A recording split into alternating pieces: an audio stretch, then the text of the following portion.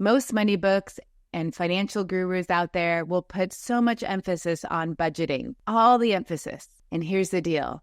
It doesn't work. How do I know it doesn't work? Because most of my clients don't like budgeting. I don't like budgeting. A lot of us have this negative gut reaction to budgeting.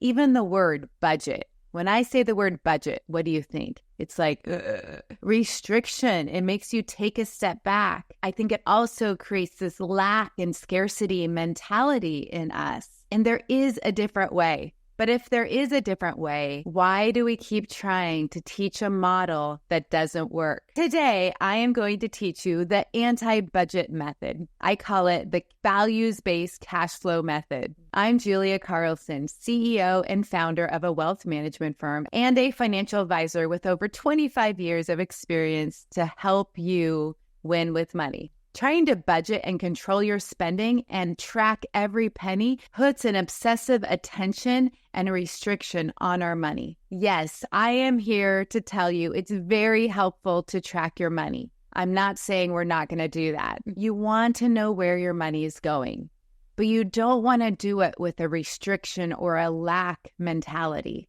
It's better done with a loving intention and an excitement for spending the money the way you want to and on what you value most. When I have tried to budget, as well as I have witnessed my clients following a complex budgeting system, a common experience is not having the time to devote to doing it each and every month or week, and you often fall behind with the intense tracking of everything. This often leads to us feeling defeated, and we end up just giving up or quitting. Have you ever fallen behind on tracking your money and following your budget and keeping that budget up to date? I know I have. For my upcoming book, I did a survey and research for this book. I really wanted to gather feedback from my clients as well as the public on what they felt about money and budgeting and what they think would work for their financial future and staying on track for their goals. And guess what? The number one desire was from all the feedback.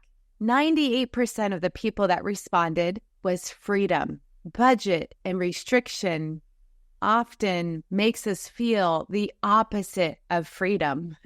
So I wanted to create a new way to think about tracking our money that is the anti-budget. The value-based cash flow method is designed to align your spending habits with your values and leave you with a sense of freedom. But here's the deal. The only way to get to freedom is through discipline. When it comes to your monthly cash flow, remember, money loves to be in motion. Money is meant to flow in both directions, receiving as you receive your monthly income and giving as you invest and pay for things that bring value to your life. You should never feel bad or guilty for spending money. Instead, I want you to feel excited about spending money intentionally on things that bring you happiness and your well-being. Understanding your money values enables you to make intentional decisions about where your money goes each month. Okay, so the first step is to understand what you value most in relation to how you spend your money. I want you to go and open up your bank account statement. Look at your activity. If you charge things on a credit card, open up your credit card statement or look at it online and look at your activity history. Look at how you've spent your money in the last 30 days. Just look at the last 30 days. Remember those trips to the store, the grocery store, your favorite retailer. Did you spend money on gas, at the charging station? How much of your money is spent on food and going out and experiences with friends? There could be a vacation on there, your airfare tickets, your upcoming trip that you're so excited about.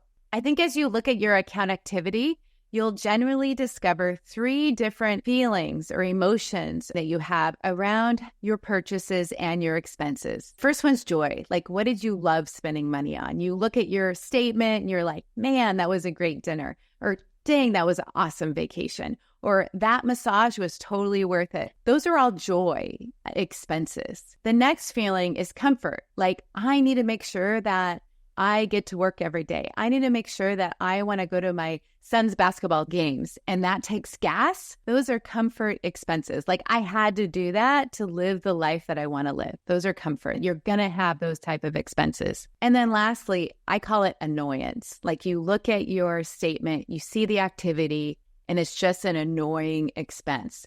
So for me, this could be, I don't know about you, but I have 3 kids. I'll go to the store, a retailer, or the grocery store, and I won't have a list, and I'll spend hundreds of dollars. And I'll be like, I don't even know what I just spent money on. Like, this is annoying to me that I didn't follow my list, or I went off track, or I have no idea what I spent my money on. Like, that to me is an annoyance. Or maybe it's like my commitment is I only go out to lunch 1 day a week. And I have all of these expenses of lunch expenses. And to me, that's annoying because I did not make my commitment of only going out 1 lunch a week. And so that would be an annoyance cost. Okay, so as you think of these 3 categories, joy, comfort, and annoyance, what I like to do is start allocating the different expenses to those feelings. And then here's the big question. When you can look at your annoyance expenses, now over the next 30 days, what are some of those annoying expenses that I can cut out of my budget? Because I don't want to feel annoyed. I can be more intentional when I go to the store and get what I need to get. Things that do bring us joy, our favorite foods, our things that we need for our household, not just mindlessly throwing things into the cart because of some impulse purchases or, I want to have this. How do you just bring more intentionality to this? So ask yourself, what can I stop spending money on over the next 30 days? What are those annoyance costs that I can take out of my budget? Because then guess what? Now you've identified areas of how you're spending money that you're no longer going to do that anymore because you don't want it to be annoying. You can cut that out. And then now you have freed up resources to put money into things that you value. This could be getting out of debt. This could be saving for your future. This could be putting money into your retirement or saving for a down payment on your home. Or it could be some much needed self-care, like a massage or a date with a loved one. If you are overspending consistently, trust yourself to face the facts. Love yourself enough to face the facts. There are only 2 ways out of this. You can either make more money or find ways to remove excess costs. And it could be maybe a little bit of both. I will leave it to you to know the right answer. As you start looking at the way that you spend money and bring more intentionality to it, you're going to understand and create a relationship with how you spend money. You're going to understand what are the things that don't work for you. And then how do you realign your spending with what you value about money? I don't believe you need to track every penny. What I do believe is that you have to have an understanding of the income that's coming in each month and how you're spending money, and it has to balance. Preferably, you have money left over to fund your dreams and goals for the future. I have found in my own experience by using this method, it gives me the sense of freedom to be empowered to stay in charge of our monthly cash flow and how we spend our money. Knowing what our average monthly income and expenses are from tracking them gives me the flexibility to make purchases and investments that are over and above our ordinary costs. Tracking your money flowing to things that you love and with excitement can bring a whole new attitude towards money. The value-based cash flow method, this anti-budget, really works. It helps you focus in on spending money on what's important to you and your family. And it also gives you freedom to track money the way it works for you.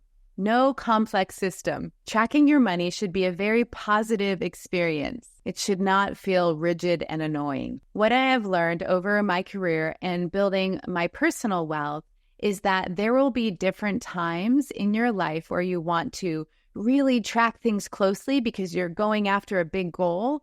and other times where it's not in the forefront. It's not such a priority in your life.